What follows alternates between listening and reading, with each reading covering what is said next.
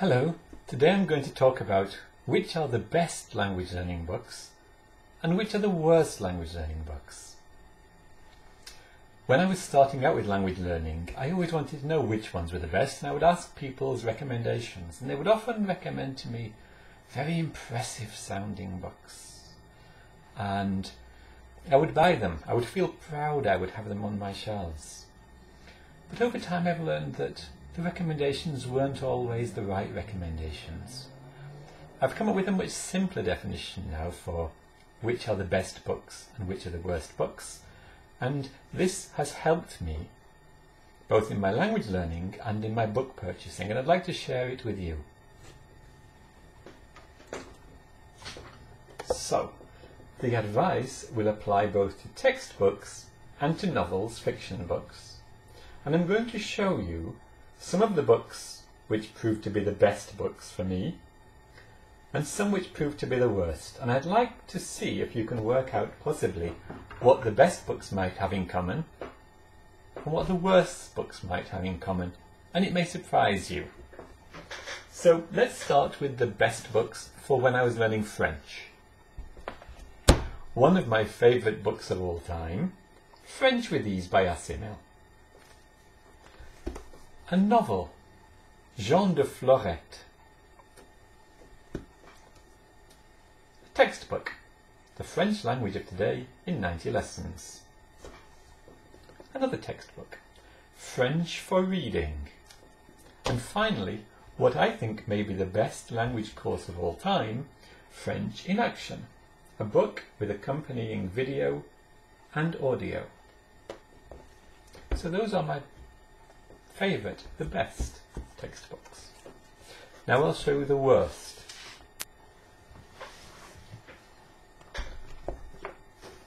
French, how to speak and write it.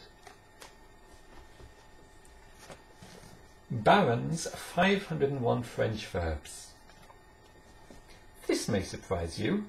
Assimil using French, advanced level. Another surprise perhaps, Manon des Sources.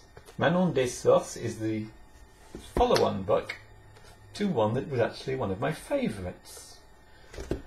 So what is it about the favourite books that they have in common, and what is it about the worst books that they have in common? It's very simple. The best books, well, I finished them. I stuck with them. Something about those books made me want to keep going. The worst books, I put effort into them, I got a few pages into them, but they ended up staying on the shelf. I could never really get into them, and now I look at them guiltily. So, the best books are simply the books that you finish. That's what matters. The worst way to learn a language is to give up. And that means the worst textbooks, the worst fiction books, are those that you give up on. The best way to learn a language is to keep going. Therefore, the best books are those that you get through.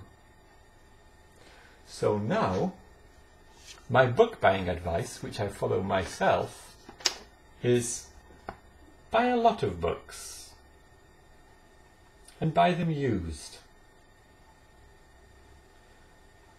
And importantly, buy books that you believe you will finish. And over time, you will know the kind of books that you can get through. I have found that I seem to be most successful with books that are very immersive in the target language, with very little explanation in English. However, I do have a few reference manuals, grammars and so on, but books that are mostly about explaining the language rather than using the language, I don't tend to get through them, even though they look great on the bookshelf. So when you do have books that you don't get through, don't feel guilty. Realise some just aren't going to work. I couldn't have predicted that I would like Jean de Florette, but Manon des Sources just wouldn't have done it for me. Who would have known?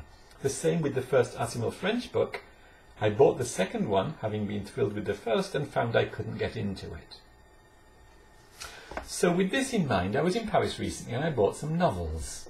Now previously I would have bought the intellectual novels, those that I thought would look impressive when I was buying them and that I would be proud to own. But now instead I bought novels that I think I will actually read. And in addition, they were really cheap, so if in the end I don't stick with them, it won't matter so much and I won't feel guilty. So here are the ones that I bought. And by the way, they are all translations from English to French, because I have discovered that those are books I actually finish. Even though some people may say, oh, never buy a book that's in translation, buy it in the original. I've had plenty of books written in French originally, and very few of them I've finished. But many of the ones that were translations from books I already know in English into French, those I do stick with for some reason. So I've got an Arthur Conan Doyle Hound of the Baskervilles book. Yes. I have Very Little Buck here, which I read very, very quickly, because it only cost 20 cents. This book is, what's it called? Little Red Riding Hood in English. These ones I haven't read yet. So this is, I think it's called Murder at the Rue Morgue in English by Arthur Conan Doyle and Edgar Allan Poe. I've got Mark Twain, great book, read it many times in English. I know I'm going to enjoy it just as much in French. And I have The Da Vinci Code, not great literature, but I read it in English, I enjoyed it more or less, and I know I will read the French version. These 5 books each cost me 20 cents. The slim one was 20 cents, the fat one was 20 cents. So it cost €1 for all of them. Even if I read none of them, it wouldn't matter. But I know I will read hopefully all of them, but if not all, at least most of them. And I don't feel guilty that I have books on the shelf I never read and that I didn't buy intellectually superior books. I don't feel guilty about reading trash novels like these, if you can call them trash novels, I don't know. And I don't feel guilty about leaving behind books that I would have been proud to own, because now a good book is a book I finish. The worst books are the books that I don't finish. Since following that advice, I've become a much happier language learner and a less guilty language learner, because I can enjoy the experience now. I know these are books I'm going to get through. I know they're going to improve my language ability, and I don't care anymore that other books remain in the shop or remain on the shelf. I just don't feel guilty.